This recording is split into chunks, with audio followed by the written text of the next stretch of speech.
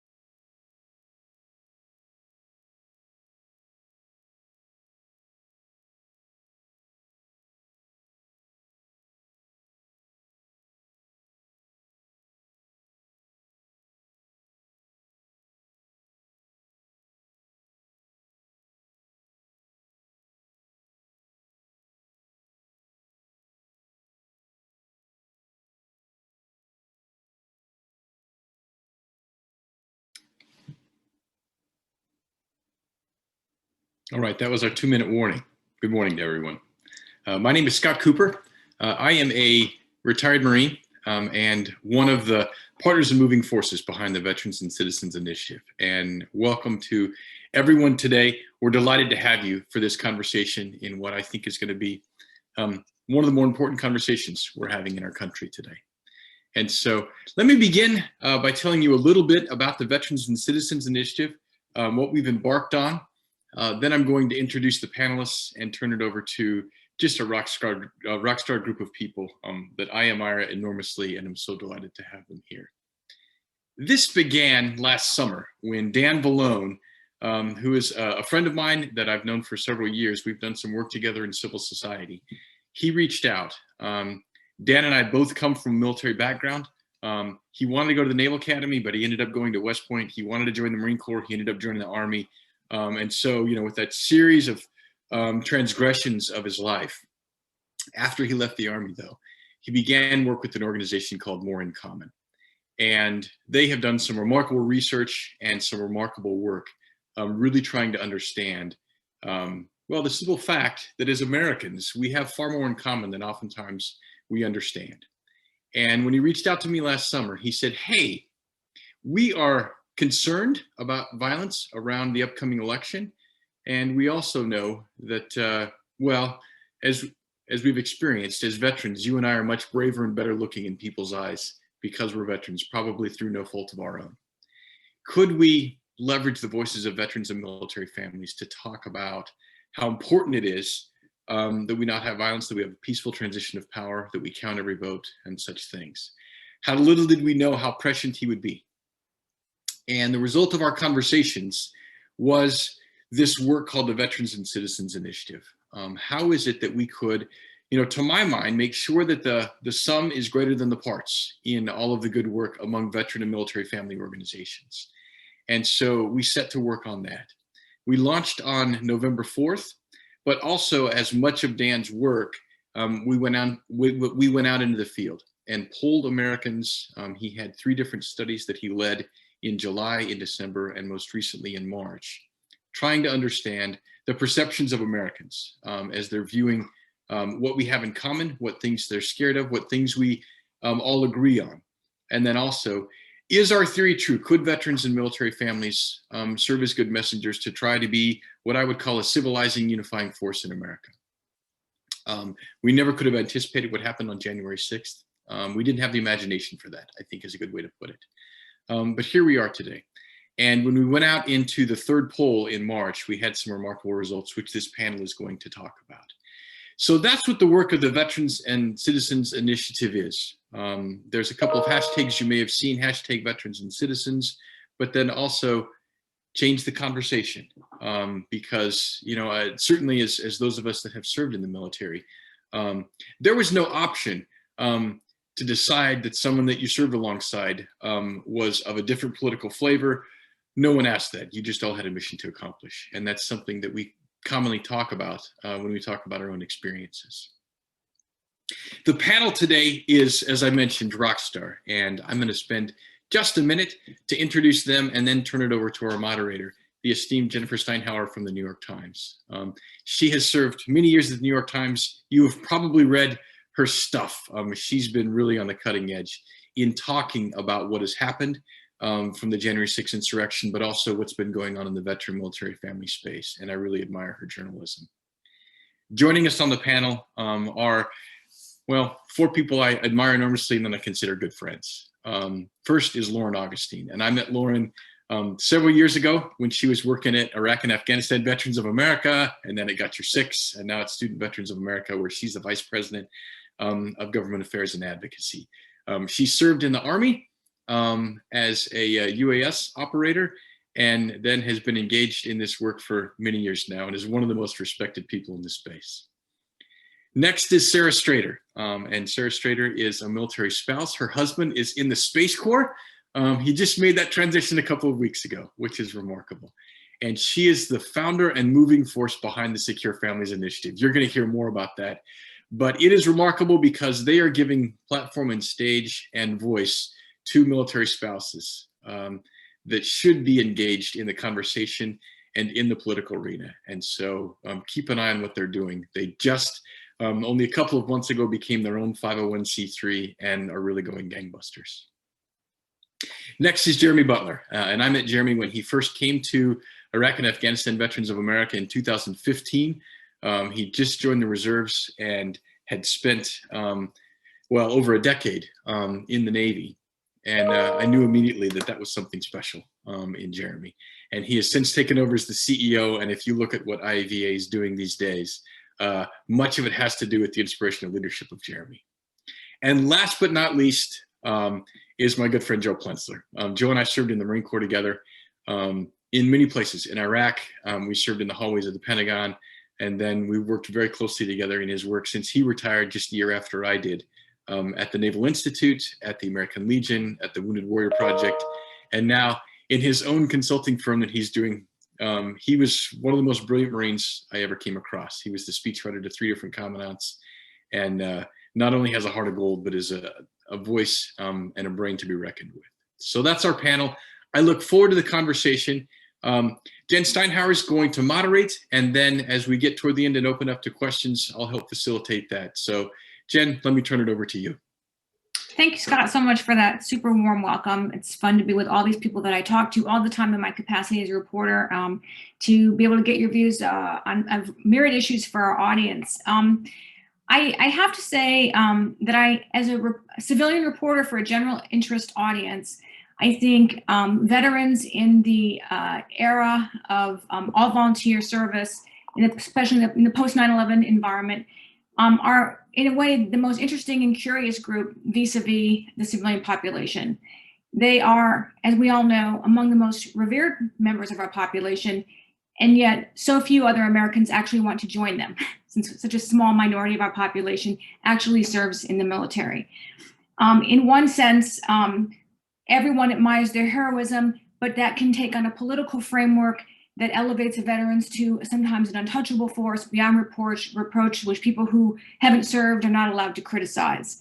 At the same time, they're often portrayed as our most broken people. You would think that every single person who's ever been in the United States military is suffering deeply from PTS, has myriad social problems, can't find a job. Just the very existence of SVA makes us understand that, of course, that's not the case. So there's a lot of myths, I think, in the civilian world around veterans that have come into greater focus recently, both in the COVID era, as we see both veterans and folks in active duty playing quite an important role in the response to the virus, and at a completely parallel track, the unfortunate events of January 6th and what we all know were the role of veterans, some veterans on both sides of that conflict, obviously. So within that framework, and we're in talking about the role that everyone agrees veterans can play in civic engagement at a time of deep political polarization in our country, we also now have this new data that shows that there has been some negative impact on American opinion in recent months on veterans. So I would love to just start, Jeremy, with you, from your perspective, if you could kind of give us some broad strokes view of why you think there's been that erosion, and a little bit, we don't need to go into a long history lesson beginning with George Washington, but why give a little bit of a historic framework, because of course this has not been a static situation over the course of our nation and its conflicts. Yeah, thank you. To try and be as brief as possible, I mean, I think the decline was inevitable for the last 20 years. You know, the military and the veteran community really has been on a very high pedestal. And it's not to say that that was wrong. You know, we've shouldered a lot of the burden of the post 9/11 conflicts, but we really have been on a very high pedestal. And, January 6th really uncovered a veil of reality that I think many of us knew existed, maybe not to the full extent of it, but the reality is the military, and by extension, the veteran community, is made up of the same people that make up the American society. So if you have a cohort of people within the American society, they're going to exist within the military and the veteran community. So that includes incredibly patriotic, amazing people. That's the majority of them, but it also means that you have a subset that are racist, that are sexist, that are xenophobic, what have you. They exist there. I think those of us that have served have always known that. We've always liked to think that they didn't make up a large group, and they certainly weren't representative of who we are as a whole. So I think we're at a point where the country is becoming more aware of the fact that there are some flaws within any organization, within the military, within the country. And that's not necessarily a bad thing. I think it's going to help us reconcile the fact that we have some work to do internally to make our country a better place and some of our institutions better. So I don't think this is necessarily a bad thing, but I think we just have to make sure that the pendulum doesn't swing back too far. And I think everyone that's on this call, this Zoom, is a part of that. You know, we're getting out there, we're showing the country that those that were on the wrong side of January 6th were a small fraction of the whole, and there's a lot of very good that the military and veteran community can do to improve things in the country. And we won't spend the whole time talking about January 6th and also in extremism, but we know that is an important component of this. Joe, you and I've talked about this a lot recently. Can you just pick up on Jeremy's points a little bit about sort of the historic framework of extremism, and also, quite frankly, some of the problems that we've seen over and over again talked about in the military in terms of sexual assault, the feeling of female veterans, in the context again of how you engage the civilian community in the goal of civic engagement, with those things hanging out there, basically. No, thanks for your question, and I agree with Jeremy's points. I mean, he brought up some really good thoughts, and I think it's important to remember that when you talk about extremism in the United States, especially within the last 150 years, groups like the Ku Klux Klan were founded, unfortunately, by veterans on the other side. I mean, they were founded by Confederate soldiers who wanted to maintain their power base after Reconstruction, and it committed, grievous terrorism within the United States, where the U.S., the federal forces had to go in and put them down. We don't talk about that a lot in American history, but I mean, we fought an insurgency after the Civil War for many years to tamp that down. And, I think it has something to do with the disabling factors of war, because I haven't had enough coffee yet this morning to get my tongue to work right. But we saw a resurgence after World War I. There was a growth in the KKK, and then again after World War II, where they had another swell to basically counter the civil rights movement. So I think we need to recognize that fact within American history, and then take steps to avoid that from going on today. And I think, there's two things we need to do. We need to prevent it, right, and counter it. And I think on the prevention side, we can do a lot by just, letting veterans who are departing active duty know about these groups, know that they're going to be actively recruited or attempted to be recruited. And we need to put in some mitigation factors along the way to remind them as they're exiting military service of what they stood for, right? And then once they get into the veteran community, I think it's incumbent upon groups like IAVA and so many others, student vets, to have these hard conversations with veterans and challenge prevailing views when we start to sense that people are slipping down into that weirdo land of extremism. To challenge those views, remind people of our values, and let them know, it's not right. It's not what we stood for in uniform. It's not what we stand for as veterans. And I think, Jen, along your lines of sexual harassment, sexual assault in the military, we've got a lot of work to do there as well. And I think, we're starting to see the military move towards a more inclusive model based on individual abilities, right? So before the ground combat exclusion policy was rescinded, I mean, it was fully authorized within the Department of Defense to discriminate on job selection, MOS selection based on whether you had, 1 or 2 X chromosomes. And, mercifully that's gone away, and, standards have been held high, and women are being integrated into formally all male units like, infantry and artillery and tanks and things like that. So I think as we have this vision of a meritocratic society, we're starting to see the military move in that direction. But again, that speaks to me to civilian control of the military, because, as much as I love the Marine Corps, they wouldn't have made those changes unless Congress grabbed them by the nose and led them in that direction. So, I think that is sacrosanct to me and many of us on this panel today, is that we really do need good, strong civilian leadership in charge of our military. Thank you. Sarah, if I could do a two-part for you, I'm curious to hear your observations of these findings in terms of public perception of veterans. And also, military families tend to be quite invisible in a lot of these conversations. And again, to the extent that they're not pretty pathologized. So I'm curious both your observations about that, and also what you think their role is in this notion of civic engagement within the veteran family. Yeah, I think Jeremy and Joe have both talked about a lot of great big picture, long-term trends. So just to add a few kind of shorter term impacts. I wasn't entirely surprised by the survey results either. To an extent, it's a law of averages, like Jeremy said. To an extent, it goes back to what you said, Jen, about there being such a small number of folks who serve, and they tend to come from multi-generational families. So the knowledge and awareness of this experience is held by fewer and fewer people, unlike during the era of the draft, where it was more of a universally understood experience. And then when you combine that with the most recent exposures civilians have had with armed forces, I mean, last summer, the military was mobilized to support crackdowns on peaceful protesters, thanks to something called the 1033 program, which enables local law enforcement offices to obtain surplus military equipment from the Pentagon. Many over-policed communities find themselves on the receiving end of weapons that they rightly associate with the armed forces, whether or not it's in the hands of a service member. And then, of course, January 6th and all that. So, I am, put it this way, I'm frustrated by the downturn in the military confidence. And I worry that when my spouse commutes back and forth from work in uniform, that visual is going to either cause someone discomfort based on the affiliation or cause someone to treat him with distrust based on his affiliation. It's hard for me to say that it's not an illogical reaction to current events. And what I don't want the takeaway to be is that we need some fancy PR machine to make the DoD look better. Like Joe said, we need to put the elbow grease in at the culture grassroots level to actually make change.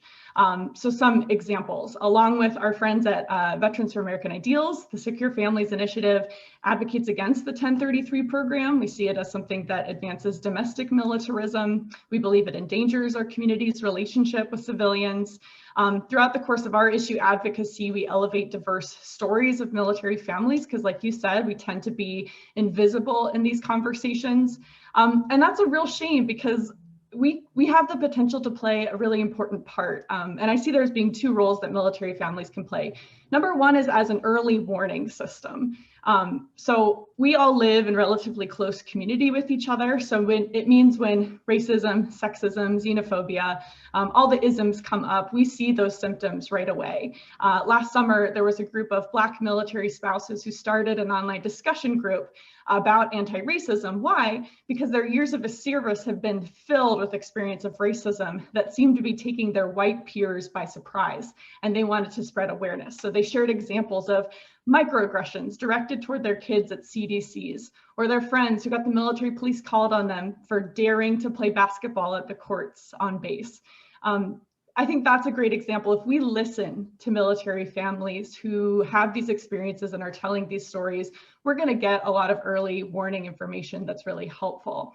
And the second role is our relational organizing. Jen, I think I mentioned this concept to you when we talked about vaccine hesitancy within the forces. There are some topics where a traditional authority figure isn't going to be your most persuasive tool in your toolbox. Rather, you're more likely to listen to someone who's your peer. So when it comes to encouraging things like vaccines, like voter participation, like any other positive civic participation we talk about today, I think leaning on military families to engage proactively at that relational organizing level is going to see a lot more impact. Great, those are such important points, and I think not often seen. Lauren, I want to ask you some kind of hard questions about the role of VSOs. I think, again, taking it back to civilians, if you, to the extent anyone knows what the word VSO even means, and you tell them, they're going to still picture, a VFW hall somewhere with, a Bud Light and a cigarette and a bunch of older white dudes sitting there talking in salty languages while, some bad thing is on the TV at too loud a volume. And there is a sense that, quite frankly, obviously in particular for the post 9/11 vet, that's a pretty outmoded system. Not that all VSOs don't have something very important to contribute, particularly in the area of advocacy for healthcare and other issues for veterans on the Hill. But can you speak candidly about the evolving role of VSOs in our culture and where you guys fit in? Obviously, your respect in the community and your prominence exists for a reason. It's not in the vacuum. And maybe you could reflect on that a bit. Yeah, sure. And VSO, I'm trying to become aware of not using acronyms or explaining them. I had a great conversation with a Hill staffer last week who actually works veterans issues and asked for sort of a VSO military 101. So trying to be more mindful that that's not always a given. So VSO, Veterans Service Organization, or more broadly, veterans serving organizations, are nonprofits that are geared towards supporting and integrating military veterans and their families in various aspects of society. Also a lot of advocacy work or casework, sort of serving as a direct middleman between the veteran themselves and the VA or DOD or other federal agencies that they may need to interact with. And Jen, as you pointed out, I know Joe probably talked to this better than I can with his experience, and Jeremy as well, but a century's worth of history there when we talk about VSOs, and the original intent of them, and the true intent of them is really good. It's to try to create a community for veterans to not feel isolated, to have a tribe to come back to be a part of a community that is something they're familiar with, that can be supportive. And a lot of that still stands, particularly in the post 9/11 organizations that are less focused on the casework and less focused on the advocacy and much more focused on that community integration aspect of coming back to your community as a veteran. But to your point, to this day, the automatic picture we have often is that hall, is that place you go to that is smoky, although a lot of them are non-smoking now, which is great, very male dominated, which is, of course they are. The military is still male dominated, so that's not unreasonable to have that assumption. But I think what we're seeing is this trend, particularly in newer organizations like IAVA, like SVA, that are really focused on breaking down barriers to inclusivity. So making sure that being inclusive of families, of civilians, of every type of service, not just, deployment versus not, National Guard versus not, but truly saying that you are a member of a community that is large and welcoming. And we are here as a VSO to try to make that transition easy, to try to build a community mindset that is civically engaged, that is active, that gets you off your couch, that gets you into something that is meaningful, is really what we're seeing happen. And I think that what you can call whatever you want, the legacy VSOs, the original VSOs, are trying to get on that train. I've seen a rhetoric change start to happen at some of these legacy VSOs, and they're really becoming aware that they need to change. They need to get there.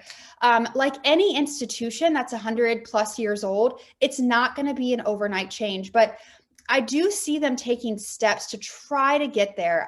We actually had the national commander of the VFW speak at our national conference recently, and I was blown away by what he said. He sort of laid the hammer on what was going to be tolerated. It was not going to be sort of an exclusionary, you're this way or you're out of our hall kind of mentality, but it is you are welcome here. And if someone doesn't make you feel welcome, let me know. So I think we're getting there. I think VSOs are getting there. They're taking leads from the newer organizations. Obviously, a lot of work that we can all still do, particularly in light of the last few months that has been decisive across the country.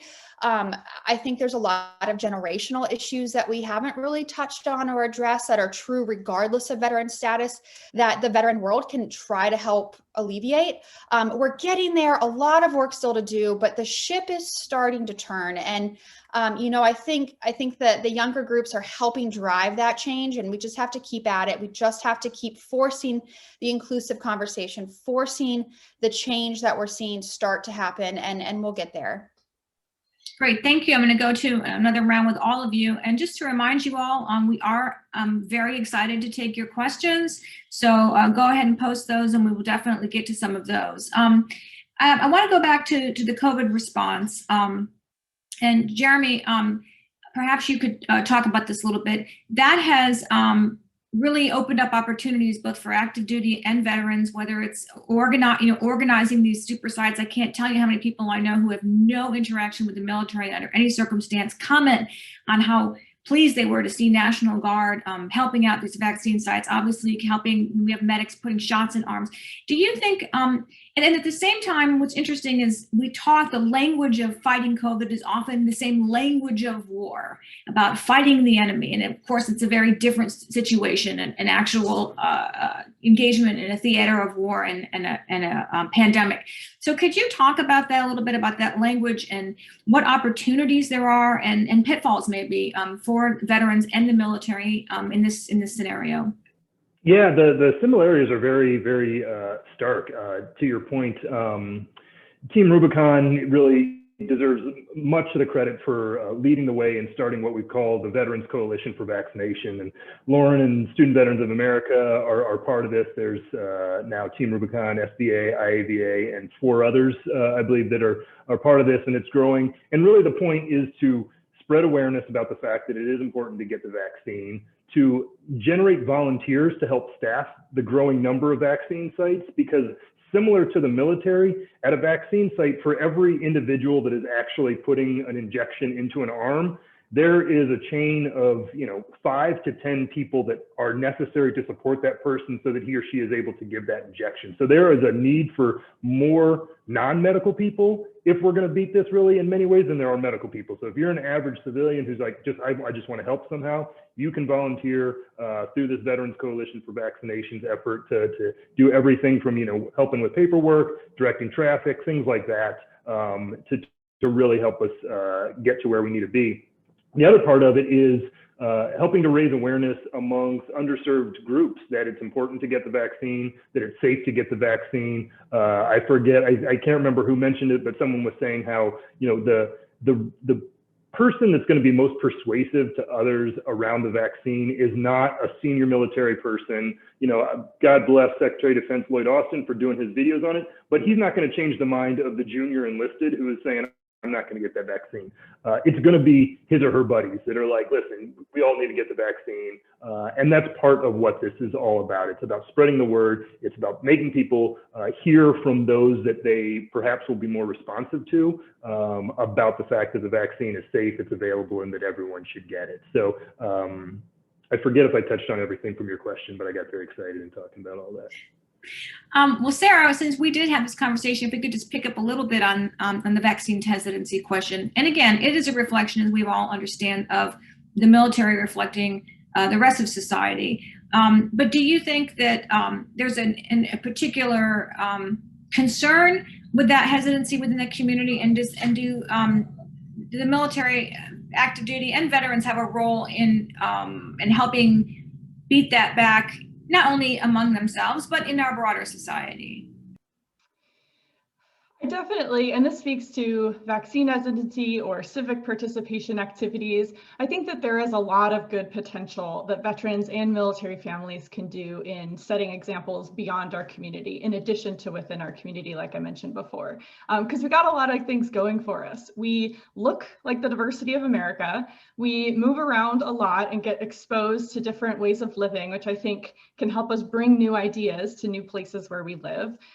We've had to build these really, especially, civilian spouses, we've had to build really advanced networking skills in order to simply make friends at a new base home. And I think that makes us really good at bridging connection with people we may have polar opposite backgrounds with. And, gosh, we could really use a lot more of those skills in civic discourse these days, right?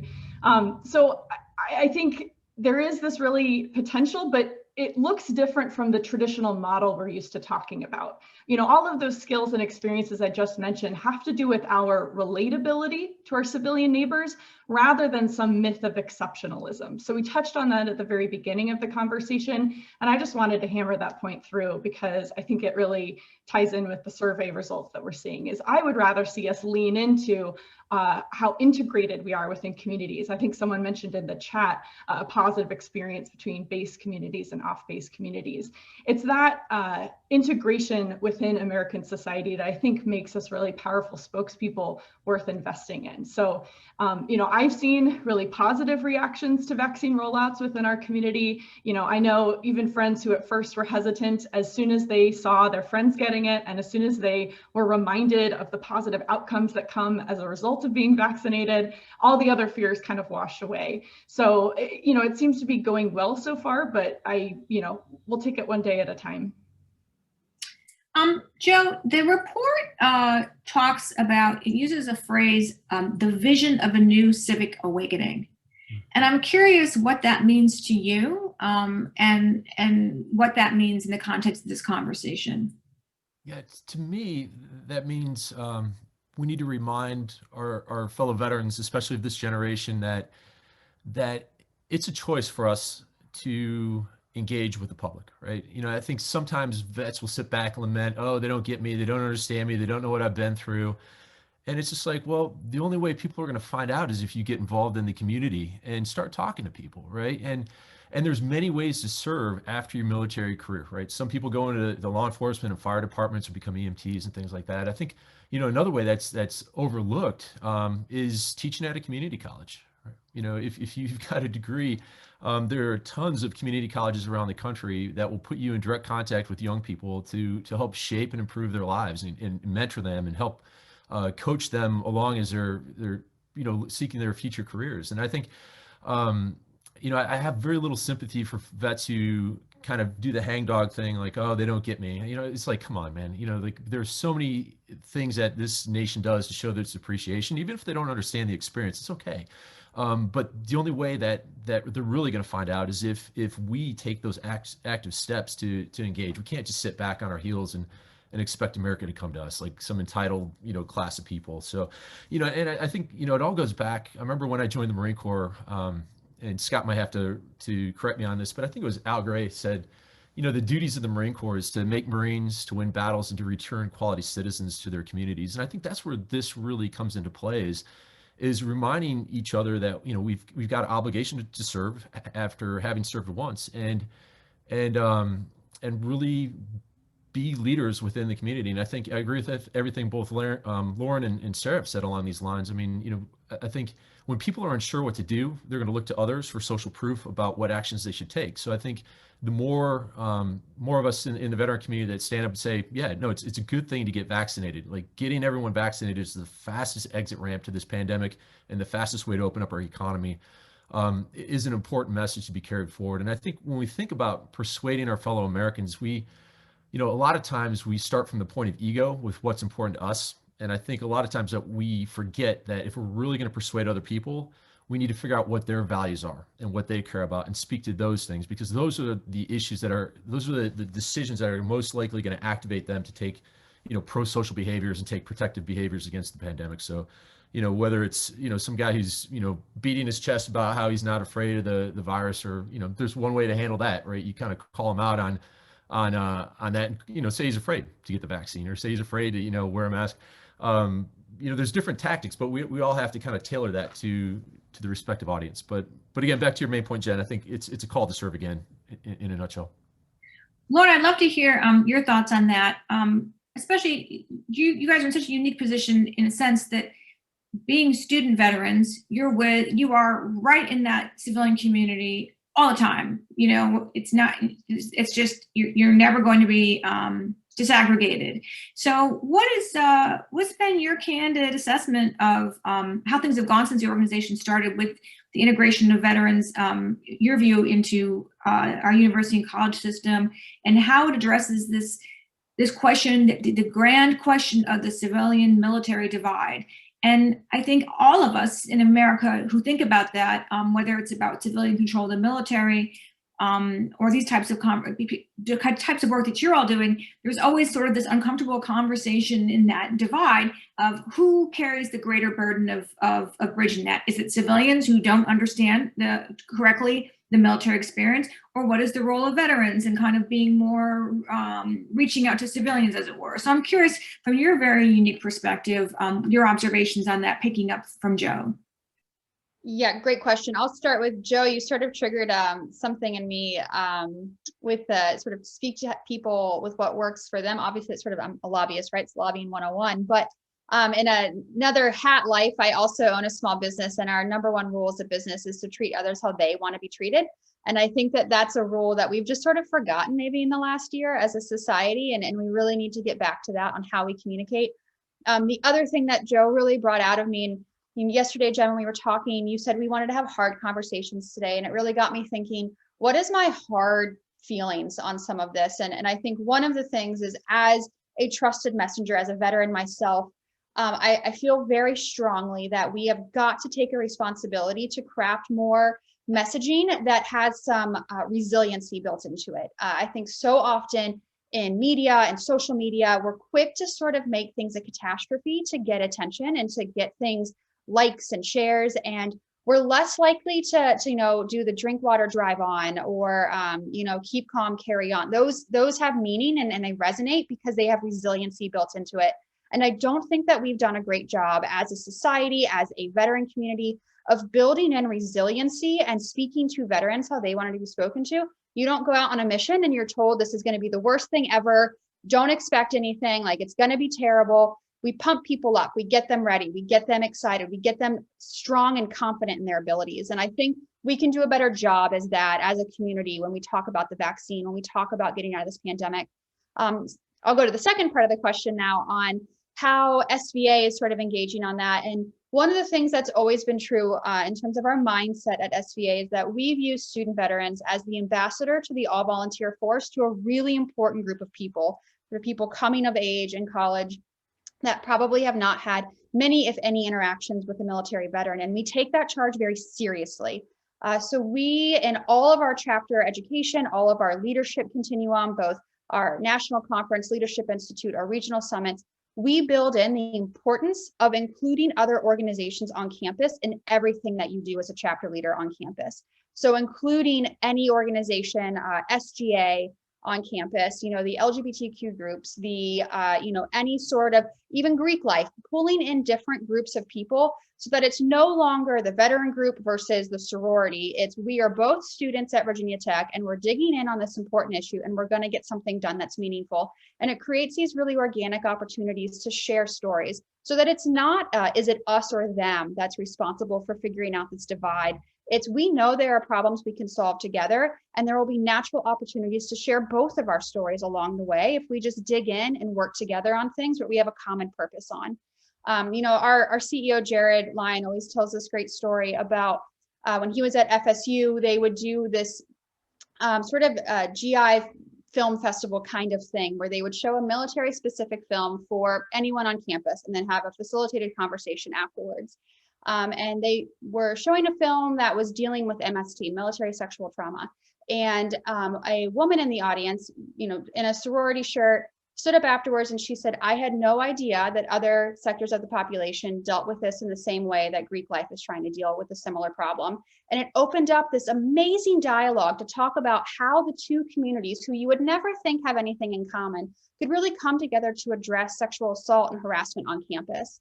And so I think the onus isn't on anybody. It's on all of us to be mindful that anybody we interact with is going to have a different lived experience from us. And it's on us all to sort of engage on where we have some commonality and to look for things that we can drive towards together.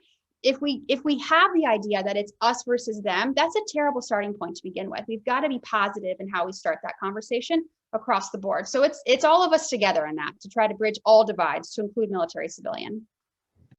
Really interesting story, especially on the assault front. That really resonates with a lot of people, I think. There's this context of this notion that the military should be apolitical and veterans should not be political, and this is our apolitical part of American life.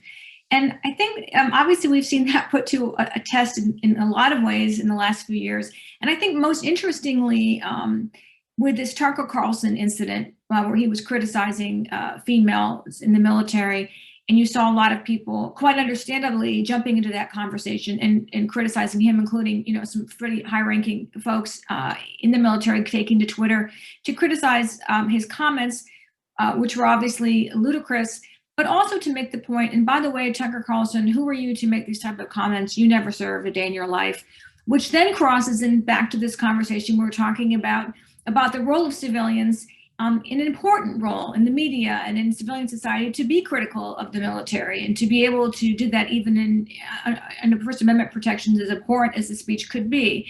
And I'm curious, Jeremy, you are in a position, I think, particularly to comment on what that means to be to serve in the military and to be a veteran and not be political. Yeah, it's kind of a dividing line in terms of the political, non-political things. The idea of an apolitical military is really when you're talking about the individual members within the military. The idea is that, you're serving the president, whoever that is. Me as an example, I joined in '99. I have served under a variety of presidents from both parties, and it's never changed my desire to serve one way or the other. That said, at the end of the day, the military is a political organization in the sense that it's part of the US government. And so there absolutely has to be a level of political discourse that happens around the use of our military, around maybe even some of the policies within our military. There's nothing wrong with that. What's wrong is when you have someone stating something the way Tucker Carlson did, which seems almost as if he was just trying to get views for his program, not actually advance an intellectual discussion about the military. One of the bigger aspects of this that I hope is actually going to come up this year is around the authorized use of military force. This is something that is very political, and it absolutely affects every single person within the military because it really drives when, where, and how we're deployed around the world to fight in combat. And this is the type of thing where your average citizen should be involved in this conversation. It's admittedly a challenging conversation to have because it's wonky and it involves a lot of issues that most people maybe don't have the time to focus on. But I think it's important to understand the nuances when we say we have an apolitical military and what that really means. It's around those of us that are serving, not serving a party, but our organization, our Department of Defense is absolutely political. I was just talking with General Petraeus, who's on our board of directors yesterday, and the amount of times that he was before Congress testifying during elections, around elections, I mean, it is very much a political event, whether we want it or not.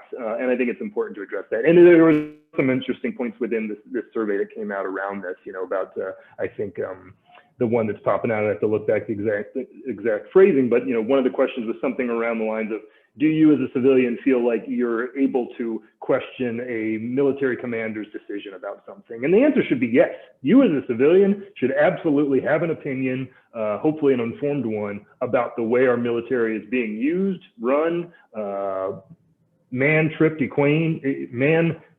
trained and equipped, to use the phrase that kind of goes into it. It's very important. And I think it's one of those areas that we've been getting away from. We haven't had as much political discussion, intelligent political discussion about our military in a long time. And I hope all of our audience takes time to read the report. There's a lot of interesting data points in there. I, of course, have like 20 more questions for all of you. I'll get the privilege of talking to you all outside the context of this conversation, but I know that our audience has some questions and I don't want to deprive them. So maybe we could move to that for a bit. Jump in there, and I've been reading the questions as you've been moderating this conversation. The first one I'll start with is to read, and if you have other questions, please type them in there. But it's from Martin, and he asks, "How do we build and work with legacy organizations that have had longer roots in the communities, and at times they may be part of the problem, but have a large influence on local leaders?" Lauren, that might be great for you to address, as you kind of started in on that earlier.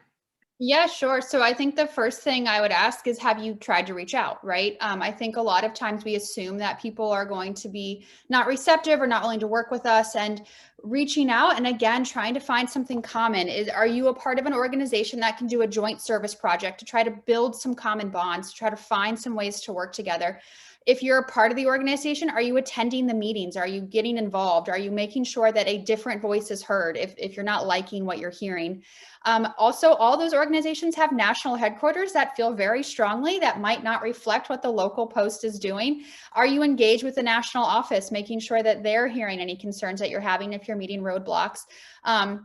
I think we're sort of in a society we're so used to Amazon and things happening quickly, but we sometimes have to put in some hard work to see big change. And I'd actually like to hear from Joe, since you've had a background working in one of those larger organizations, and any sort of tips that you might have as well. Yeah, thanks, Lauren. I think one of the biggest trends I was looking at when I was working at a major VSO was demographics. And in the 18 to 24 months I was there, they lost 600,000 members through attrition and death, right? And today there's about 19 million veterans in the United States. By 2043, there's going to be fewer than 15 million in the United States.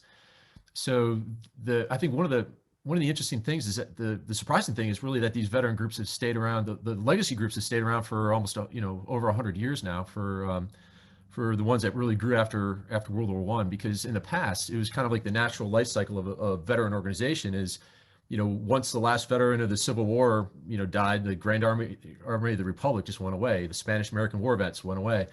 And the fact that they've had such staying power for such a long time is the truly amazing thing. But like all things, it's not the strongest or swiftest that succeed. It's the most adaptable. And I think, these legacy groups who are membership based have a choice. They're either going to adapt to the modern times and provide younger generations of vets what they're looking for in such organizations with representation and different activities and connection, or they're just going to go away. Over the long arc of the next 2 decades, 3 decades, they'll be a shadow of what they were. But again, if they were on the ball after 9/11, you wouldn't have this large proliferation of post 9/11 groups that sprouted up, right? Because groups like IEVA and Team Rubicon and Team Red, White, and Blue all popped up because they weren't finding what they needed in the legacy groups. And I would tell these, larger organizations, when they'd have me at their membership meetings, it's like, you really need to tap into what the need is in this generation and deliver, because otherwise, if your business model is membership based, you're going to be going out of business in 20 years. So it's a two-way street, but Lauren's right. You have to reach out to the local posts. I think one of the things that we find frustrating about the membership-based organizations that they're bottom up and grassroots instead of top down. So like the national headquarters really don't have a lot of directive authority over the individual posts, which allows for a wide variation in flavors, I guess you would say, and positions. But again, some of them are really getting it. There's some posts that are completely adapting to the modern times and attracting a younger demographic of veterans. So I think definitely the way to work with them, like Lauren said, you got to reach out, but also have realistic expectations of what they're going to deliver.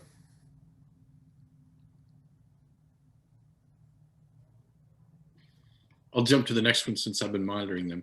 This one's from Michael Brown and gets kind of to the essence of what this conversation is. How do we bridge some of these gaps when misinformation is so prevalent here in this country?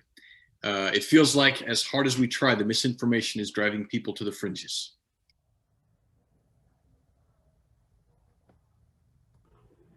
Sarah, do you actually want to take that one to start?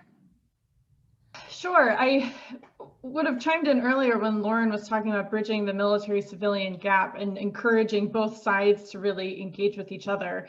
You know, spouses and family members really embody that bridge. We are the bridge. We're right in that middle. We have one foot firmly planted in the military world and one foot firmly planted in the civilian. So again, you know, relying on the relational building tools that I mentioned earlier, empowering and equipping military families to take up this mantle in ways that historically may not have been seen as appropriate. I mean, that's a lot of the work that we do at Secure Families Initiative. We host trainings so that military families who do want to get involved, whether it's high-level advocacy or whether it's local relational advocacy, have the tools they need in order to be successful. By elevating examples and telling stories, we kind of inspire that, yes, this is an okay thing, and in fact, an empowering way of contributing your own way of service to this space. I'm really glad Jeremy brought up AUMF reform. There's going to be a couple hearings today, actually, about this. And you know, those are the exact conversations that we need to be part of, because we have an ongoing self-interest in making sure that our country's decisions over war and peace are transparent, are constitutional, are deliberative. So encouraging military families to get more involved in conversations in that way. In terms of misinformation, we're also working on a training that has to do with digital safety and making sure that folks have the tools that they need in order to process information that they're given for accuracy and for relevance. So I think training and equipping individuals to better manage a system with misinformation is important. Jeremy, you seem to have something to say about that too. Oh yeah, and I'll try and make it brief. But I think a big part of it gets back to what we just went through, which is increasing voter turnout. I think we need to repeat what we successfully did with this last presidential election, which is increase the number of people that are turning out to vote. And unfortunately, right now there seems to be an attempt to roll back many of those areas of progress we've seen. So I would encourage people to pay attention to what's going on around that.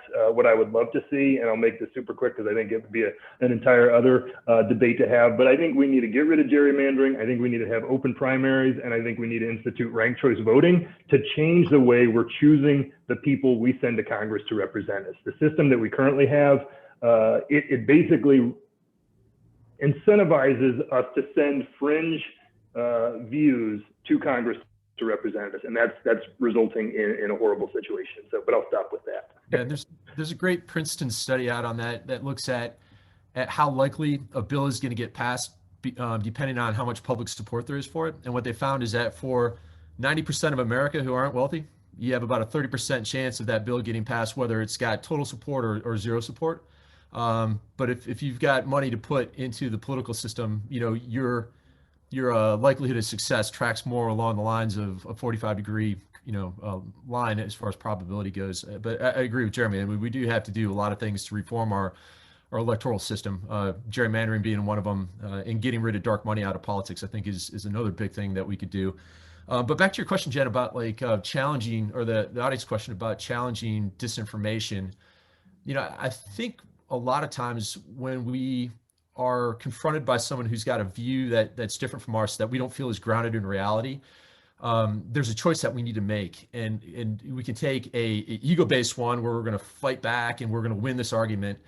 You know, that's one course, and you see it all the time on social media, people getting these little firefights over different issues.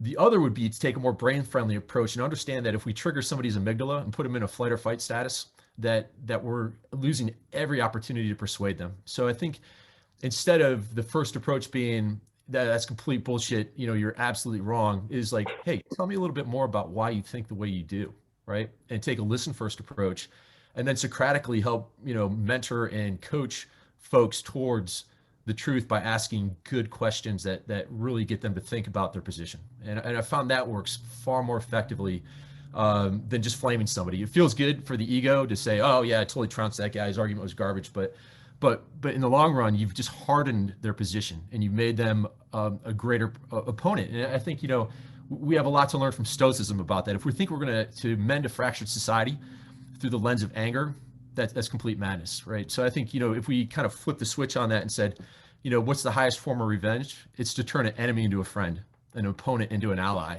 if we take that approach and be more persuasive and thoughtful about our approach, I think it would be a lot more successful. I'm curious, Lauren, I don't like to put everything on service organizations because the whole burden of the military-civilian divide does not rest with them.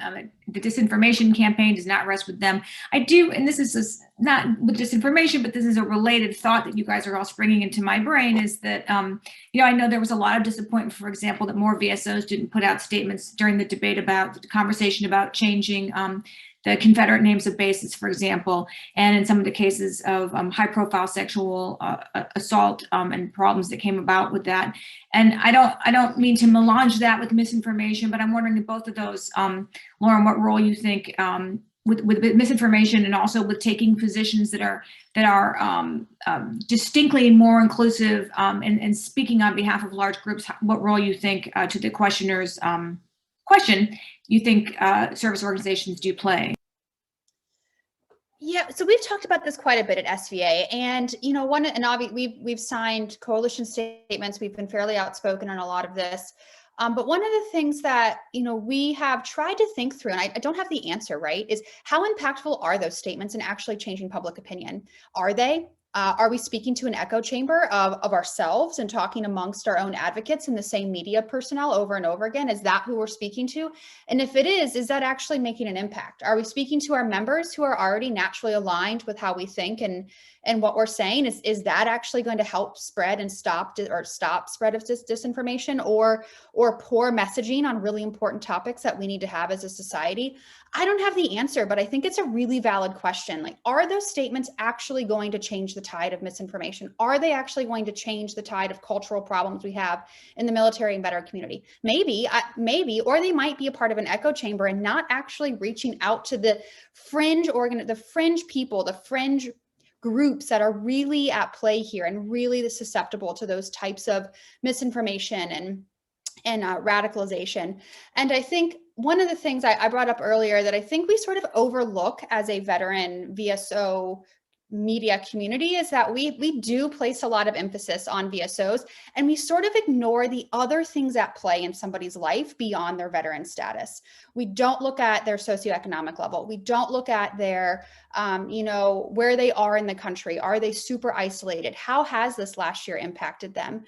We sort of remove all other parts of the equation of the whole of a person and only focus on our VSOs saying the right thing and how do we get VSOs to engage better with them without sort of thinking through, what about the role of churches? What about the role of other civic organizations? What about the role of local governments, which can be really impactful in messaging? And I think, so I'll answer your question with the question, like, one, are they actually useful and impactful beyond an echo chamber of themselves? And two, are we ignoring other parts and other messengers that could be more impactful to those fringe folks who are more susceptible to the misinformation? I don't have the answer to either, but I think that they're not talked about enough, I guess. That's great. And that really encompasses really so much of everything we've been talking about here today writ large. And Scott, I'll go to you for these last minutes again. Well, I can't thank the panel enough. This was tremendous, and we've got some more questions, but we don't have time for them. I'm grateful to the panelists. I'm grateful to everyone that spent time in their day to join us. I typed it in the chat at the beginning. The report can be found on the website, wci.org, and then I'm going to type in my email. If you'd like to be in touch with the panelists or want to get more involved, we'd love to have you engaged in this.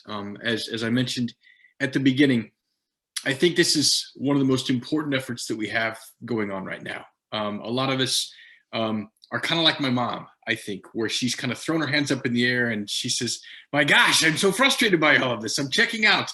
And I'm like, Ma, you're not. Citizenship isn't a spectator sport. You need to be involved. And so she still monitored the election in my hometown of Casper, Wyoming, and is still engaged like she always has been. And so I think that's part of what this effort is. So thanks to everyone for your attention. This video, this panel was recorded, and we will post it and send it out to everyone. And again, I'm really grateful for your time, and continue to keep having a difference or making a difference in your communities, all of you. So thank you and good day. Thank you.